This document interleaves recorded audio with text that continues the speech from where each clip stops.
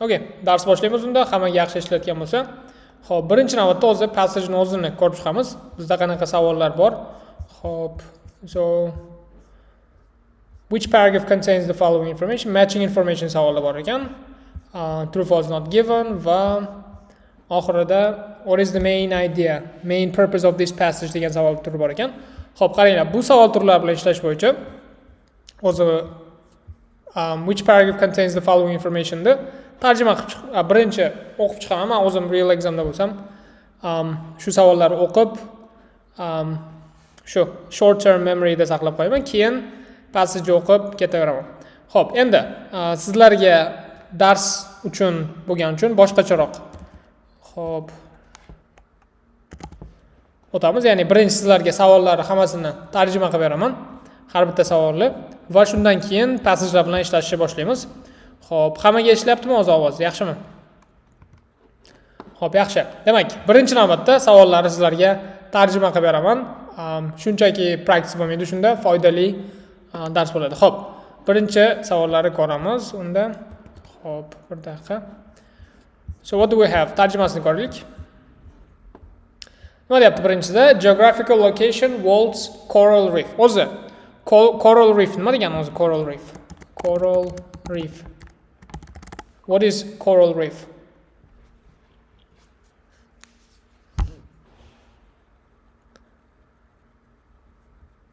Nima degani Coral Reef?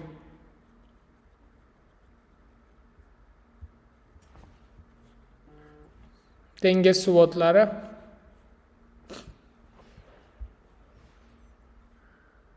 Marjon qoya, marjon qoya bo'lishi kerak. Dengiz suvotlari emas menimcha. Xo'p. Coral Reefs deb qidiradigan bo'lsangiz, suvotlarimi balki shunaqa narsa ekan. Xo'p, nima degan o'zi? Underwater ecosystems, coral, qisqasi o'sha mana shu joylar ekan. I don't know what it is. Xo'p, shu narsalar demak Coral Reefs ekan. Xo'p. One second, buni jo'natib qo'yamiz sizlarga. All right. So, endi savollar sizlar bilan tarjima qilib chiqamiz. Birinchidan nima deyapti? Geographical location of the Waltz Coral Reef. Oddiy qilib aytganda marjon qoya bo'ladi. Adashmasam, marjon qoya ham o'zbek tilida endi nima deb tarjima bo'ladi? Marjon qoyalar, yes, shunaqa ekan. Nima deyapti bu yerda? Xo'p, dunyoning, demak, dunyo marjon qoyalarining geografik joylashuvida. Demak, geografik joylashuvi.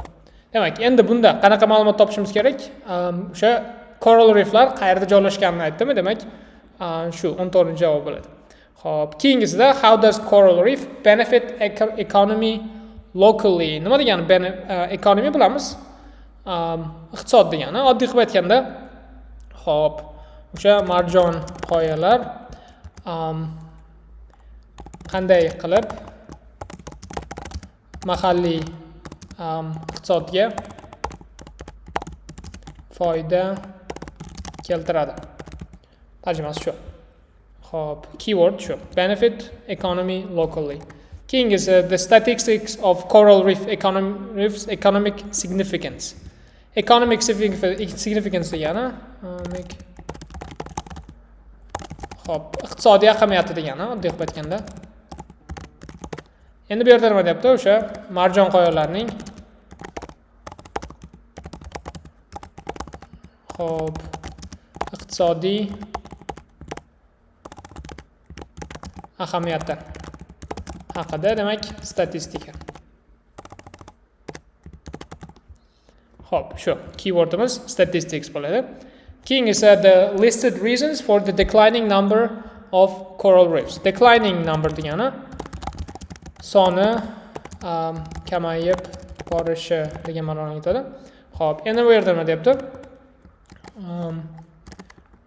Shu marjon qoyalarning kamayib borishiga sabablar, oddiy qilib aytganda. Shu reasons declining number bular keyword. Xo'p, Physical approach to the coral reef by people. Hop. Physical approach nima ma'noda kelyapti o'zi bu yerda endi? Physical approach. What is physical approach?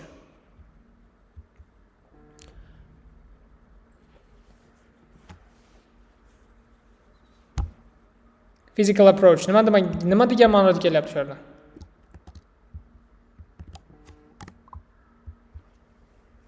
Jismoniy yondashuv. Jismoniy yondashuv. O'zi approachni ikki xil ma'nosi bor. Approach birinchisi yondashuv, ya'ni uslub. Lekin ikkinchi ma'nosidagi bo'lib kelgan bo'lishi ham mumkin. Ikkinchi ma'nosi yaqinlashmoq degani. Ikkinchi ma'nosi yaqinlashmoq. Xo'p, ikkala ma'nosi ham bo'lishi mumkin. Endi jismoniy yondashuv sal g'alati ma'no chiqadi. Jismoniy uslub g'alati sal. Xo'p, shunaqa bo'lishi ham mumkin lekin. Nimadir tarjimasi demak? Physical approach to the coral reef by people. Agar ikkinchi ma'nosida yaqinlashmoq degan ma'noda keladigan bo'lsa, xo'p, odamlarning o'sha marjon qoyalariga yaqinlashishi. Jismoniy yaqinlashish deb qo'ysangiz ham bo'ladi. Endi jismoniy bo'ladi. Xo'p, agar shunaqa ma'noda keladigan bo'lsa, shu ma'noni anglatadi. Agar lekin uslub degan ma'noda keladigan bo'lsa, unda shu gapni shunchaki o'zgartirib qo'yasiz. Yaqinlashish emas, yondashuv. Xo'p, yoki metodi, uslubi degan ma'noni anglatadi. Xo'p, menimcha birinchi odamlar yaqinlashish haqida bo'lish kerak, katta ehtimol bilan. Yana bilmadim, hozir o'qib ko'ramiz. Men o'zim umuman bajarmaganman, bu birinchi marta bajaryapman o'z passage. Xo'p, ko'ramiz. Keyingisi nima deyapti? Unsustainable fishing methods. Nima degani o'zi unsustainable? Unsustainable fishing methods. So what is it?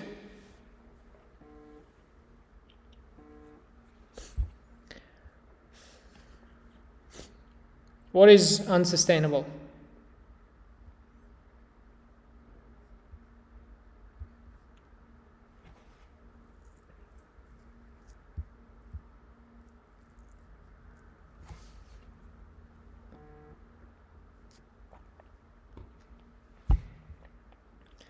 Yaxshi, endi har xil tarjimasi o'zi sustainable degani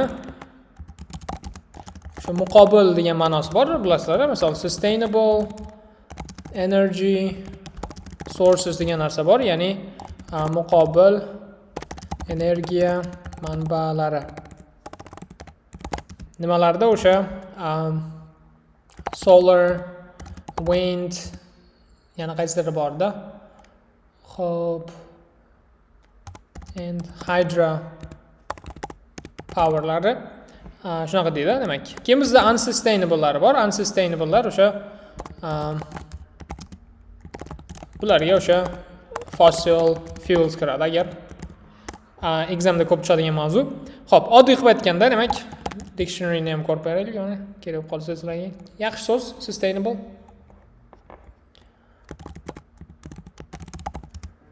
Xo'p. Ya'ni, mana oddiy qilib qo'yibdi, mana tabiatga ziyonli degan ma'noni aytar ekan. Upsetting the ecological balance by depleting natural resources degan ekan.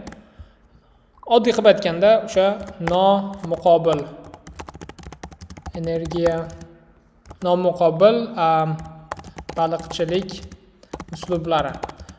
Ya'ni tabiatga ziyon keltiradigan degan ma'noda kelyapti ekan. Upset the ecological balance. Zo'r so'zlar ishlatibdi. Zo'r tarjima qilibdi. Xo'p, shu narsa. Endi qaytamiz. Nima deyapti endi bu yerda?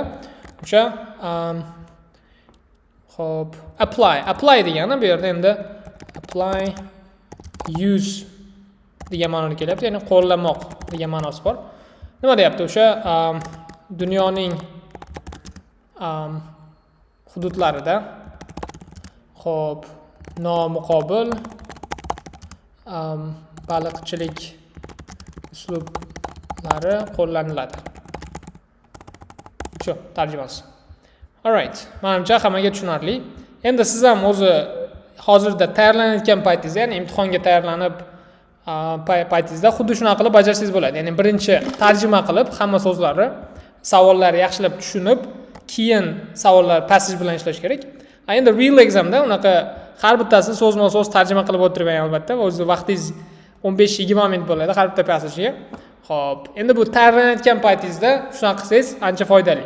Ya'ni so'z boyligingiz, Journal Englishga ancha yordam beradi. Xo'p, va qarang, hozir bu savollar tarjimasini jo'natib qo'ydim. Endi keyingi qiladigan narsamiz, men bu true false not given ni ham tarjima qilib beraman. Birinchi, ikkinchi savollari. Chunki bilasizlar, true false not given tartib bilan keladi. Hozir o'qiyotgan paytimizda qayerdadir chiqib qolishi mumkin. Va har doim birinchi savolimiz chiqadi. Ya'ni chunki tartib bilan keladi-ku. Qolganlardan oldinroq. Xo'p. Nima deymiz demak? Nima deyapti? Coral reefs provide habitat to a variety of marine life. Ana zo'r so'zlar bor ekan bu yerda. Nima degani o'zi habitat? Habitat. What is habitat? Nima degani habitat?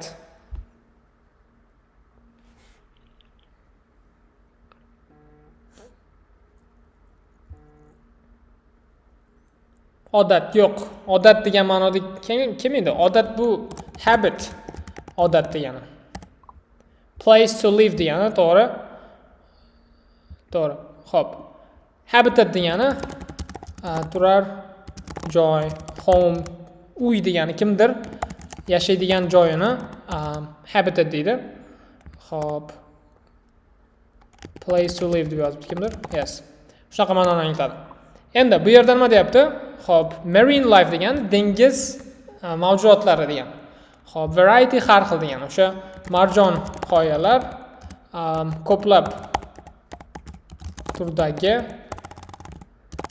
xo'p, dengiz hayvonlariga dengiz hayvonlari, dengiz mavjudotlar desa ham bo'ladi.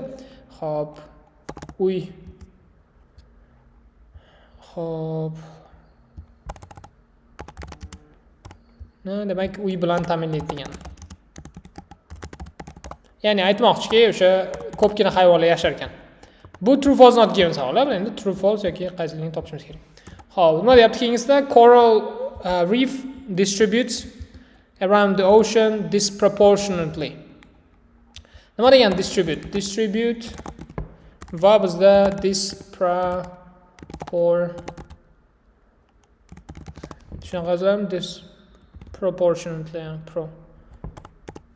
So nima degani bu so'zlar?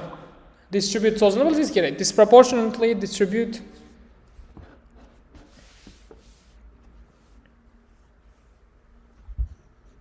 o'zbek tilida nima bo'ladi? Proportionately, disproportionately.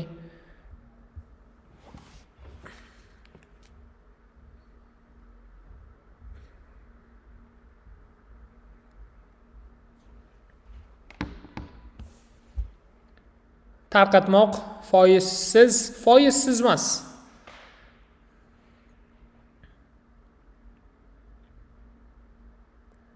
Teng tarqalmaslik, to'g'ri. Xo'p, teng degan ma'noda kelyapti. Disproportionate degani qaysidir joylarda ko'proq degan ma'noda kelyapti. Xo'p, tarjima qiladigan bo'lsak, xo'p, o'sha marjon qoyalar dunyo bo'ylab xo'p, nima desak bo'ladi? Nomutanosib desak bo'ladimi? Ya'ni teng miqdorda sasa shu nomutanosib desak bo'larmikan? I'm not sure. Let's check. English to Uzbek. Disproportion o'zbek tilida ma'nosini bilaman, lekin inglizcha ma'nosi tushunarli, lekin o'zbek tilida nima deydi? Ko'ramiz hozir. Nomutanosib degan ekan o'sha o'zbek tilida ham. Xo'p, nomutanosib ravishda tarqatilgan ekan. Ya'ni bu oddiy qilib aytganda teng emas, teng tarqatilmagan desam bo'ladi. Teng tarqatilmagan. Ya'ni qaysidir hududlarda ko'proq, qaysidir hududlarda kamroq bor demoqchi. Xo'p, buni ham jo'natib qo'yaman. Endi passage bilan ishlashni boshlaymiz. Savollarni anchasini tushuntirib berdim. Xo'p.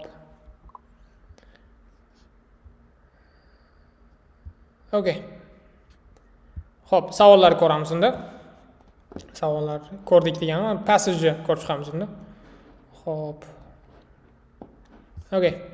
Birinchi paragraf o'qiymiz. Xo'p.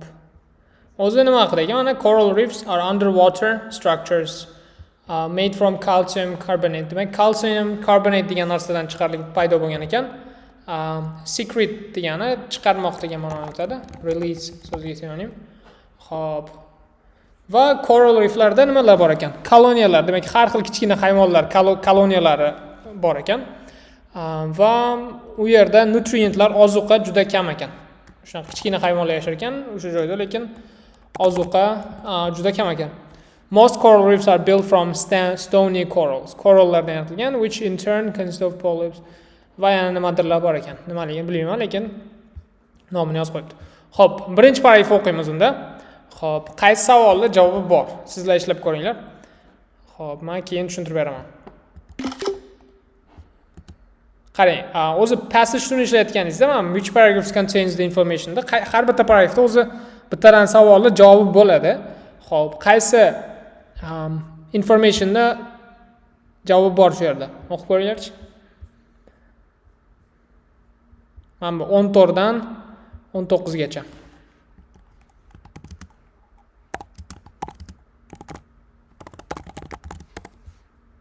Qaysilari bor?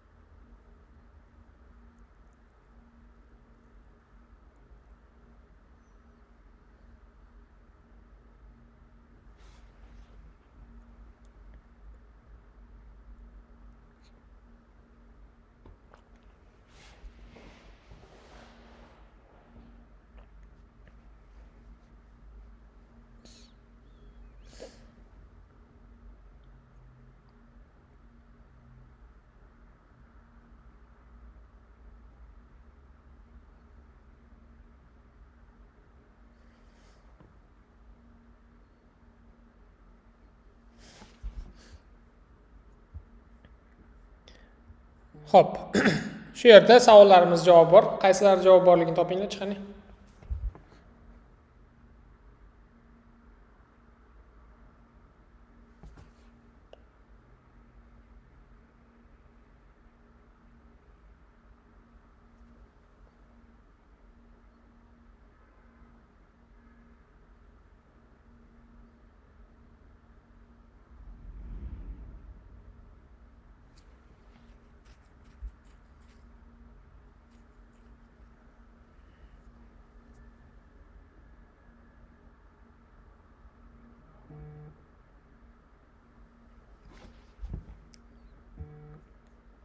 Xo'p, menimcha shu yerda ikkita savolimizga javob bor. Kamida ikkitasini 14 dan 19 gacha. Xo'p, 20-21lari ham savollari, javoblari bor shu yerda. Qaysilar?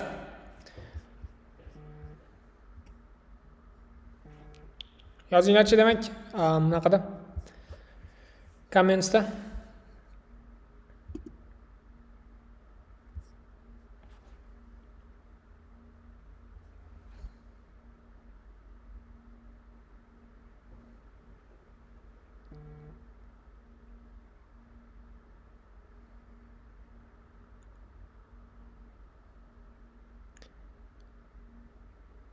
Okay. Xo'p, tekshiramiz unda. Demak, birinchi Xo'p. Menimcha 20-savolimiz javob bor birinchi navbatda. Chunki men bu yerda o'qisak, xo'p, nima degan? Men bu yerda aytgan. They provide a home for 25% of all marine species. Demak, butun dunyodagi o'sha dengiz hayvonlarni 25%ga uy berar ekan. Va bular ichiga nima kirar ekan? Bular ichida fish, mollusks, worms bor ekan. Har xil hayvonlar nomini aytayapti. Demak, har xil turdagi hayvonlarga demak rostdan nima berar ekan? Demak, home uy berar ekan, bularga uy bilan ta'minlar ekan. Demak, 20-savolimiz javobi true bo'ladi. Xo'p, 20-savol chiqdi. Xo'p, tak. Yana qaysi? Demak, 21 ham shu yerda bo'lish kerak. Coral reef distributes around the ocean disproportionately. Demak, coral reeflar dunyo bo'ylab nomutanosib, ya'ni teng tarqalmagan deyapti. Bu ham menimcha true bo'lish kerak. Chunki o'zi paragrafda shularning haqida gap aytgan mana. Coral reefs are rare along the African and West Coast. Demak, coral reeflar juda kam ekan. Rare degani kam degan ma'noni anglatadi, bilasiz. Demak, kamyob. Xo'p, qayerda? O'sha American and African West Coastlarda. Xo'p, chunki u yerda sovuq ekan ob-havo. Yana qayerda kam ekan? Corals are seldom found along the coastline of Southeast Asia. Indiyani o'sha Southeast Asia qismlarida ham juda kam ekan bu hayvonlar. Ya'ni hayvon emas, shu narsalar. Xo'p, yana nima degan? Tak. Shunaqa gaplar aytadi. Demak, disproportionately tarqalgan ekan rostdan oceanlar bo'yicha. They are also rare shu coastlarda ham kam ekan. Xo'p. Demak, bu ham true bo'ladi. So 20-21 demak true. So let me just send you. Tak, buni jo'natib qo'yaman. Demak, yana qaysi bor demak? So bu yoqda 14 dan 19 gacha ham bor. Menimcha 14-paragrafimiz savoli ham shu yerda bo'lishi kerak, chunki har xil lokatsiyalarni aytyapti. Geographic location of the world's coral reef. Demak, butun paragrafimiz o'sha qayerda joylashish haqida aytyapti. Xo'p. Shu, demak, hammasi qayerda joylashganlari haqida butun paragrafda. Endi har xil joylarni aytib qo'ygan mana. Asosan qayerda bo'lar ekan? Mana Southeast Asia tarafda bo'lar ekan, Pacificda bo'lar ekan, Australiyada bo'lar ekan. Lekin Atlantic Caribbean larda coral reeflar juda kam ekan. Hammasi o'sha qayerda joylashib haqida bo'lyapti. Xo'p, demak 14-savolimiz javobi shu yerda bo'ladi. Demak 14 ga A bo'ldi. Menimcha boshqa savollar yo'q bu yerda. Kamayib ketish haqida gapirmagan, economic significance yo'q, economy locally ham yo'q, unsustainable fishing methods ham bermagan. Xo'p, faqat hozircha 14-savolimiz javobi bor. All right. Now let's move on. Keyingisiga o'tamiz. B paragrafimizda qaysi savolga javob bor? Topinglarchi. B paragraf. Jo'nataman sizlarga. Tak.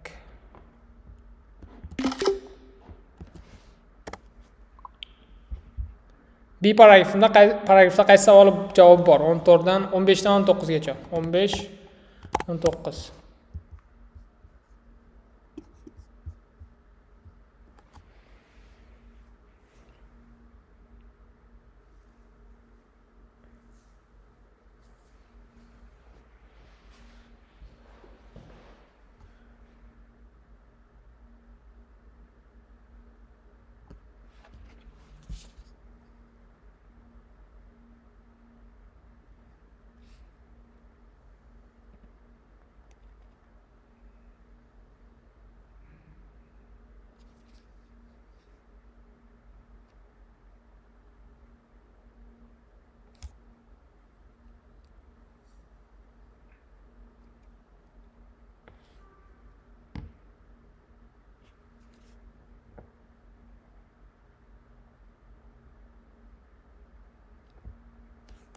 Qaysi savolimiz javob bor?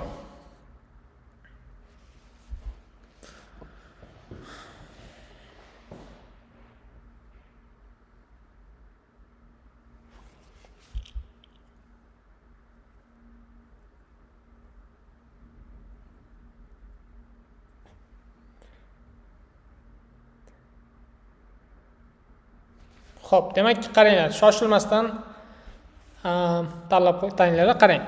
Xo'p, 15 deb bo'lyapti ko'pchilik, B paragraf deb bo'lyapti, lekin mahalliy hokimiyat, mahalliy iqtisodga yordam berish haqida gapirmayapti-ku bu yerda. Qarang, bu yerda o'qiydigan bo'lsak, coral reeflar turizm, baliqchilik va coastline protectionga har xil servislar berar ekan. Va mana bu yerda aytyapti, the global economic value of coral reefs, ya'ni dunyo bo'ylab o'sha coral reeflarni iqtisodiy qiymat so'zi, economic value so'zimiz, economic significance so'ziga sinonim bo'ladi. Xo'p, shunda locally degan narsa yo'q bu yerda hech qachon. Mahalliy iqtisodga yordam berish haqida gapirmayapti. Shunga 15 bo'lmaydi bu yerda javobimiz. Statistika haqida ham gapiryapti, qarang mana. 375 milliard ekan. Yiliga shuncha pul iqtisodga olib kelar ekan butun dunyo bo'ylab. Xo'p, shunda mana 16-savolimiz javobi chiqyapti bu yerda. 16-savolimiz javobi B bo'ladi. Okay, 16. Xo'p. 15 haqida gapirmayapti bu yerda. Bu passage 1 ekan o'zi. Men passage 2 debman, passage 1 o'zi bu. Xo'p. Demak 16 B bo'lyapti. Qarang, keyingi savollarimizga, keyingi paragrafga o'tishimizdan oldin men bu qolgan savollarni ham tarjima qilib beraman. True false not given da. Xo'p, nima deyapti demak? Coral reef is increasingly important for scientific purpose. Scientific purpose degani o'sha ilmiy sabab maqsad degan ma'noni anglatadi. Xo'p. Endi bu yerda nima deyapti? O'sha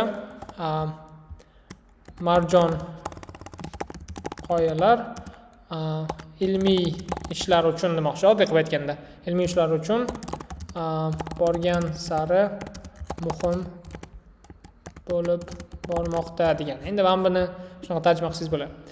Xo'p, keyingisi coral reefs are greatly exchanged among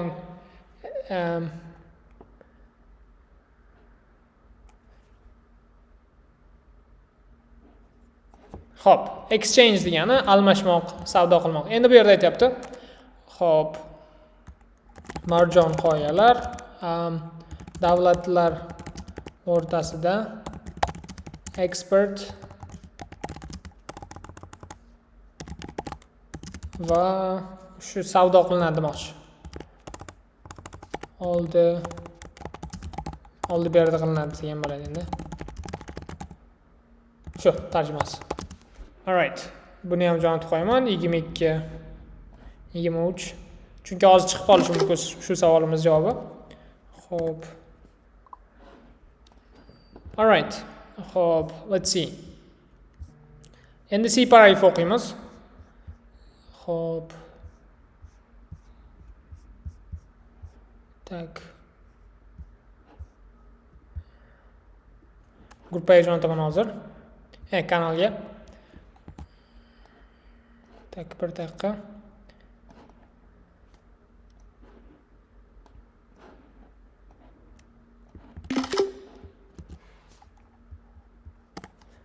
Demak, o'qiymiz. Qaysi savolga javob bor? 22, 23 va 15 dan 17, 18, 19. 15 dan 19 gacha.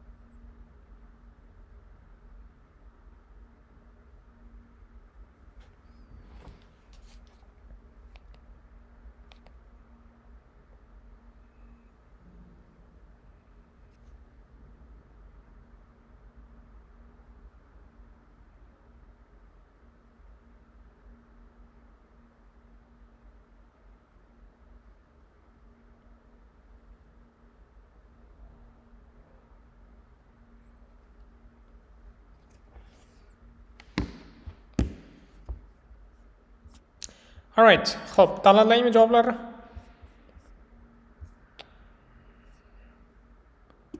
Nima qilyapti? Ma'muriy.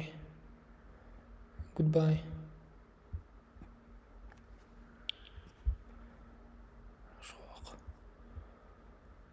Okay. Tekshiramiz, bo'ldi, ishlaymiz. Unda xo'p, butun paragraf o'qisangiz, o'sha har bitta hududga qanaqa foyda keltirish haqida gapiryapti. Mana, misol uchun Indoneziyada nima ekan? O'sha Karib dengizlarida turizm asosiy naqa ekan, maqsad ekan va u yerda o'sha $1 million per square kilometer foydasi bor ekan. Xo'p, o'sha snorkellar va scuba diverlarni attract qilar ekan. Xo'p, keyin nima deyapti? Australiyani deydi, nima bo'pti? Qisqasi 1.8 milliard turist kelar ekan har kuni o'sha hududga va 4.3 milliard Australian dollarsda foyda keltirar ekan. Xo'p, va nima qilar ekan? Diving qilar ekan, o'sha dengiz suvga sho'ng'ish, boat rental kemani anaqaga olar ekan, nima edi? Ijaraga olish xizmatlari bor ekan. Xo'p, Karib dengizida yana nima ekan? Diver turizmda 2 milliard US dollarsda foyda bo'lar ekan. Xo'p, keyin pastroqqa aytsangiz, pastroqda yana aytgan. Nima degan? Xo'p, qaysidir Filipinsda qanaqa foyda keltirishini aytgan. Demak, har bitta hududda qanaqa foyda keltirishini aytyapti mana. Aytganki mana depend livelihoods. Livelihood degani tirikchilik degan ma'noni aytadi.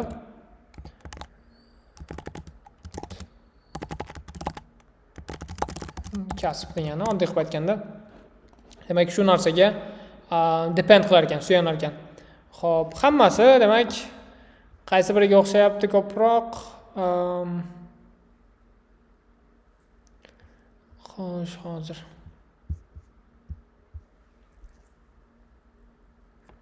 Xo'p, demak 15 to'g'ri keladi. Xo'p, physical approach to the coral reef by people, shu narsa haqida bormi? Xo'p.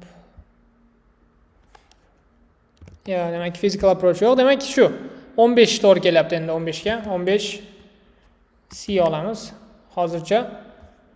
Xo'p, shu. Buni jo'natib qo'yman sizlarga hozir. 1 second.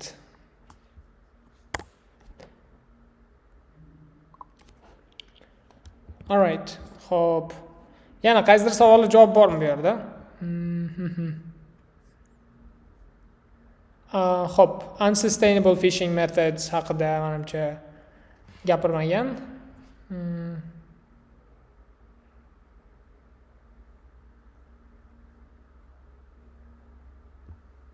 Ya. Xo'p, unsustainable haqida yo'q. Demak, nima deyapti? 22 bormi? Coral reef is increasingly important for scientific purpose. Scientific purpose.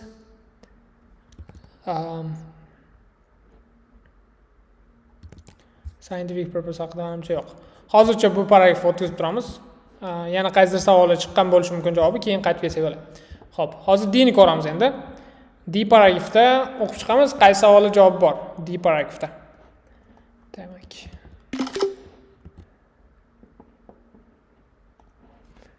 D paragrafni o'qiymiz va savol javobini topamiz. Qaysi savolimizga javob bor bu yerda. O'sha true was not given va qolgan savollarni.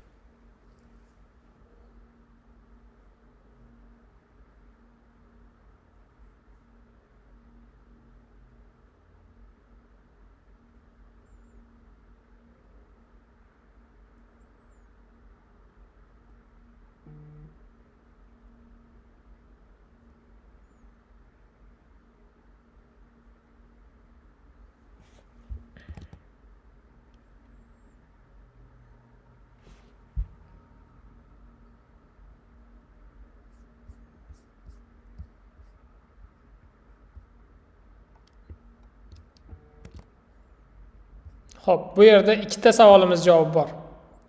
Ikkita matching information savollarimiz javob bor. Qaysilar shuni yozinglar-chi.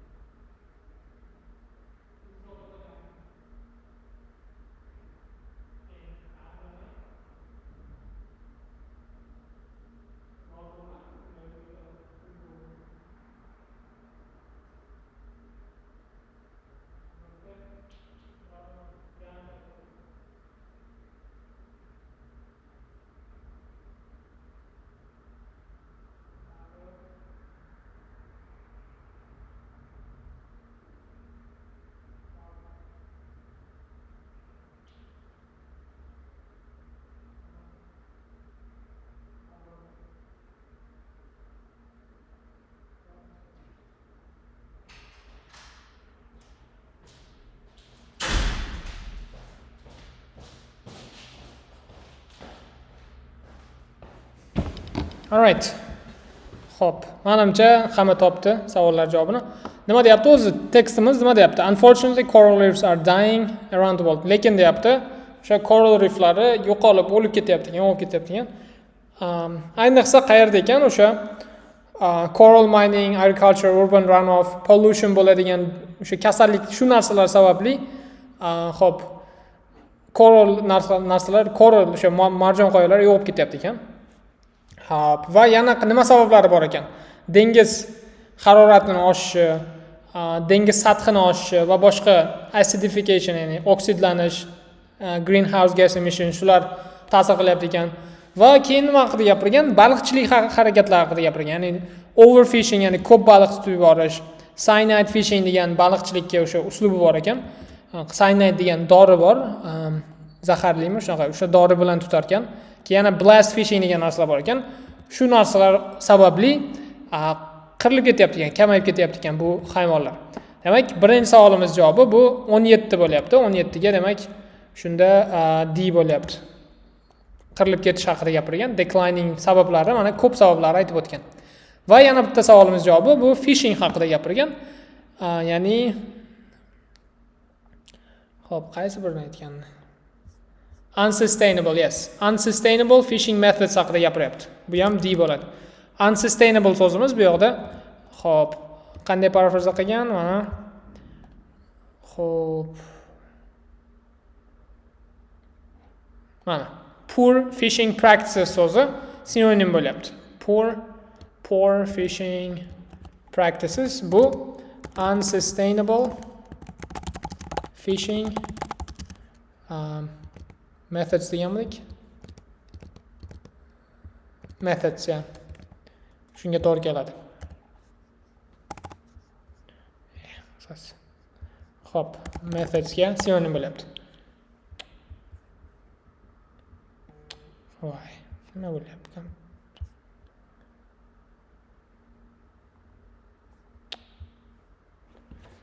Hozir bir daqiqa. Alright, poor fishing practices, unsustainable fishing methods ga sinonim bo'ldi. Xo'p. Menimcha boshqa savolimiz javobi yo'q. 20 scientific purpose haqida gapirmagan, shuning uchun bu yerda yo'q.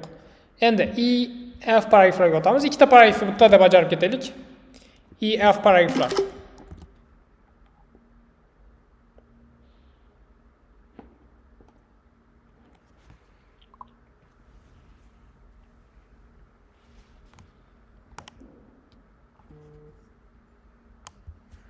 Hammani jo'natib qo'yaman-ku. Xo'p.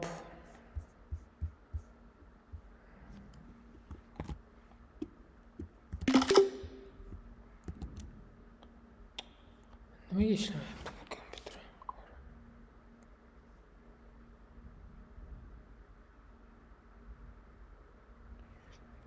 EF paragraflar bajaramiz. Qaysi savollarga javob bor? Yozinglarchi o'qib. ENF paragraflar.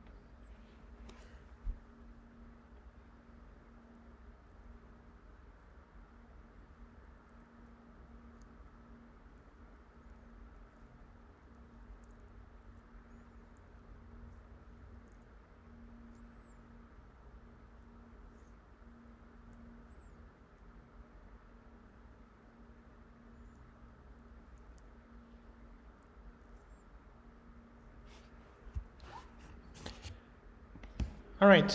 Xo'p, tekshiramiz unda. Qaysi savolimiz javob bor?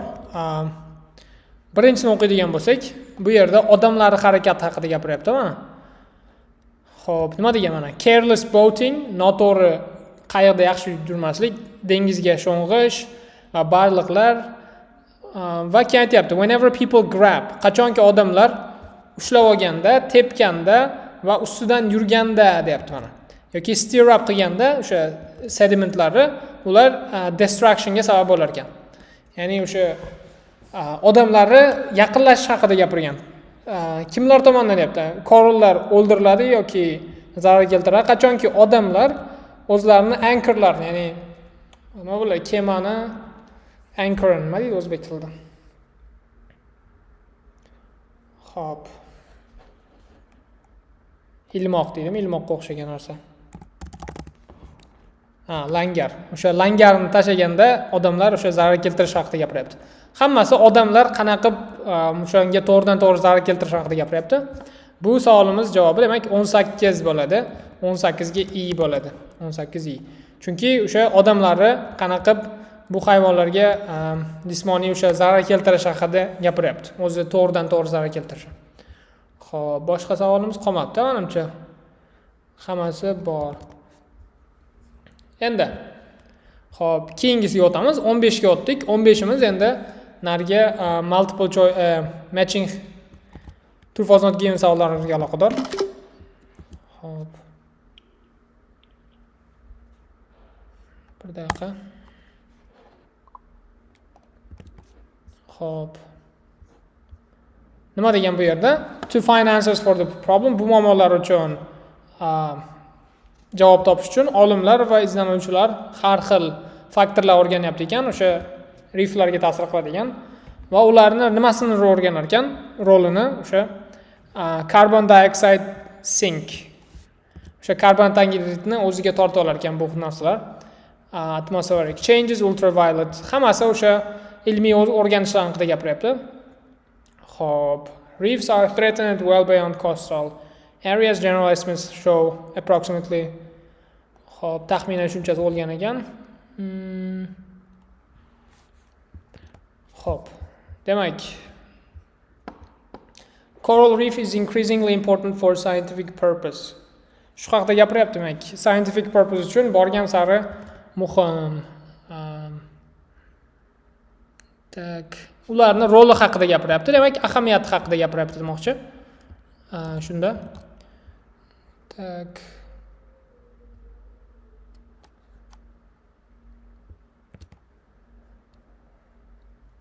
Menimcha shu true bo'lish kerak. Yana true bo'lindi. To'xtang. Xo'p, hozircha buni so'roq qo'yamiz. Keyingi savolni topaylik. 22-savoli shu yerda, lekin sal chalg'itadigan qolgan savollarga ko'rib qo'yaylik. Xo'p, nima deyapti? Reef tourism is of economic essence generally for some poor people. O'sha reef turizmi asosan kambag'al odamlar uchun iqtisodiy ahamiyatga ega. Yapti. Demak, economic importance for some poor people. Xo'p, keyingisini deyapti, as with other fishing business, demak, boshqa fishing businesslar kabi coral fishery is not suitable to women and children. Demak, boshqa baliqchilik bizneslari kabi, xo'p, o'sha marjon qoyalarda baliqchilik qilish, demak, ayollar va bolalar uchun to'g'ri kelmaydi deyapti. Mos emas ekan. Menimcha shu 25-savol not given bo'lishi kerak. Katta ehtimol bilan. Chunki g'alati savolga o'xshayapti juda. Xo'p, tarjimalarni jo'natib qo'ydim. Hozir ishlaymiz. Xo'p, 22-savol shu yerda. Hozir keyingi savolni ishlaylik, keyin qaytib kelamiz. Men sal tushunarsizroq ekan. Xo'p. G qolibdi o'zi bizda faqat. Xo'p, qaysi savolimizga javob bor, demak. O'qinglar-chi, demak.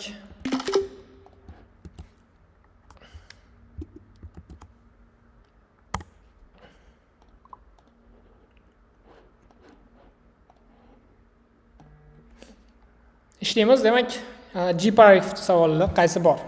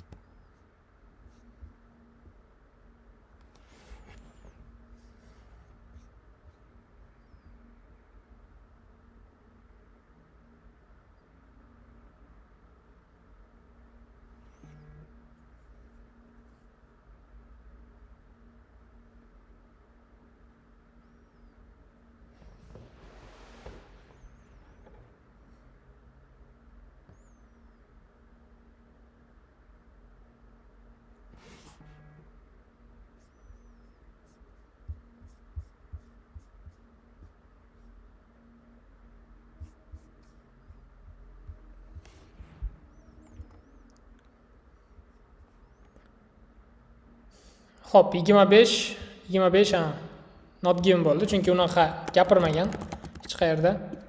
Xo'p, keyin qaysi qoldi? Kambag'al odamlar uchun reef tourism asosan kambag'al odamlar uchun foydali, iqtisodiy ahamiyatga ega deyapti. Shunaqa gap bormi bu yerda? Menimcha hamma uchun muhim bo'lishi kerak. Lekin tartib qanday bo'ladi? Hozir coral reef 22-savol javobi mana bu yerda bo'lishi kerak. Tak.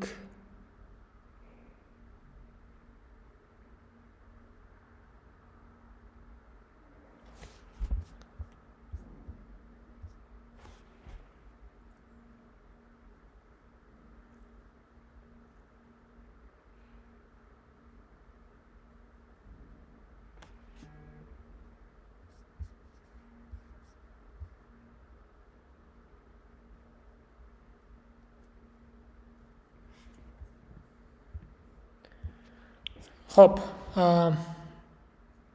24 ga nima oldilaysizlar? 24 truemi? Asosan degan joy bor bu yerda. Asosan kambag'al odamlar uchun muhim deyapti. Reef tourism. Shunaqa gapirganmi bu yerda? Tak. Tartibi sal g'alatiroq ekan. Tartibda bo'lishi kerak edi bu savollar. Tak. Kambag'al odamlar haqida qayerda gapirgan? Ham bu yoqda edi menimcha.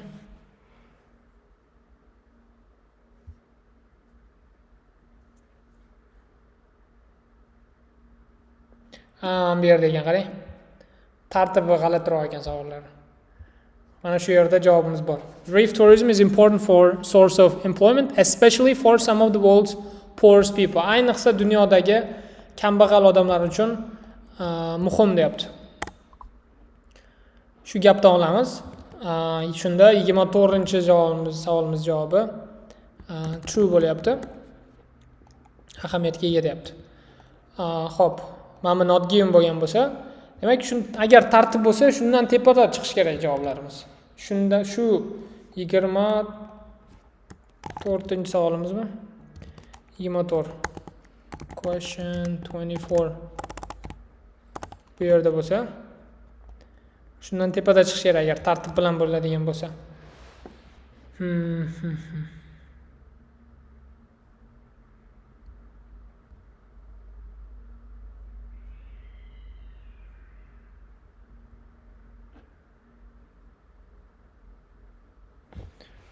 Okay. G'alatiroq ekan. Mana bu savolimiz 23. Scientific purpose uchun muhimmi? False yo'qmi?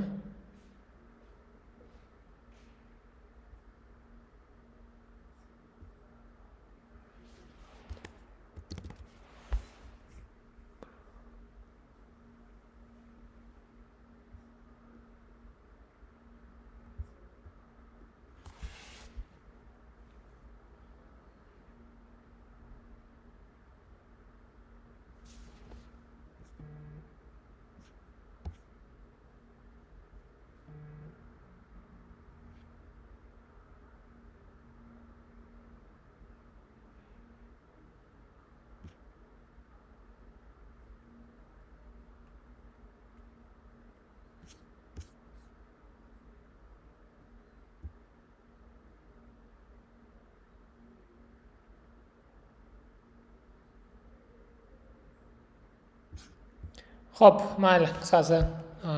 Qolgan savollar juda g'alati ekan. Xo'p, 23 22 23 mana shu savollar sal noto'g'ri savol bo'lishi kerak. 22 agar true bo'lsa, bir 3 ta true bo'lib qolyapti bu yerda. Xo'p. G'alatiroq savol.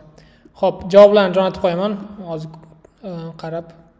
Lekin men bu savol bilmayman, 23 qayerda? 23 tushunarsiz, shu ikkita savol. Xo'p, lekin menimcha qolganlari tushunarli.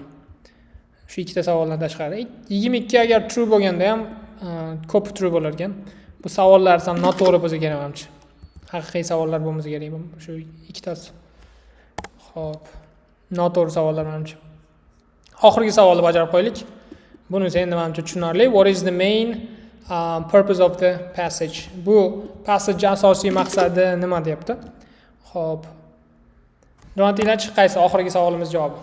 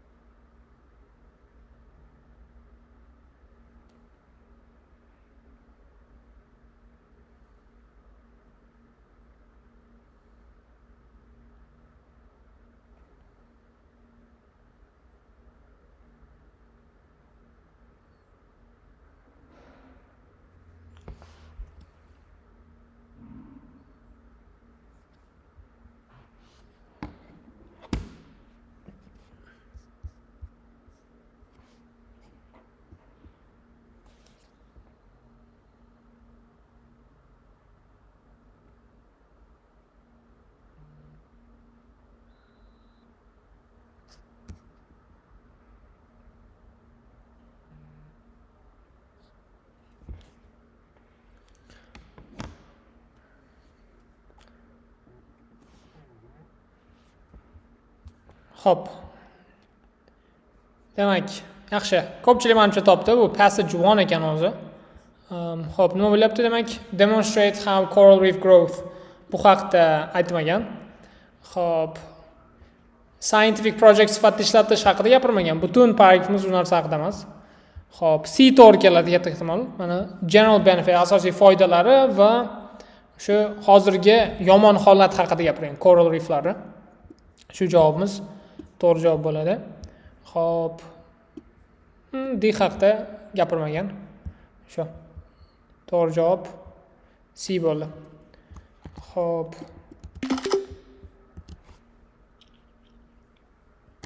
Alright. Mana bu ikkita savol juda g'alati savollar. Noto'g'ri savol desa ham bo'ladi. Xo'p. Tushunarsizroq. Shu ikkalasi hozir ko'rdimiz not given bo'lar ekan. Tak. Bu savolda anaqa yo'q ekan. False degan narsa yo'q ekan. Xo'p. Qolgani shu.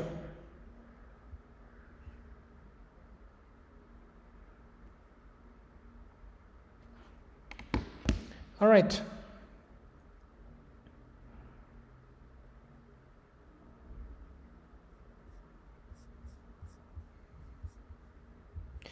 All right. Shu. Darsimiz shu edi. G'alatiroq passage ekan. Xo'p. Savollari. All right. Thank you guys. Barchaga rahmat. Bugungi darsimiz shu edi. Xo'p.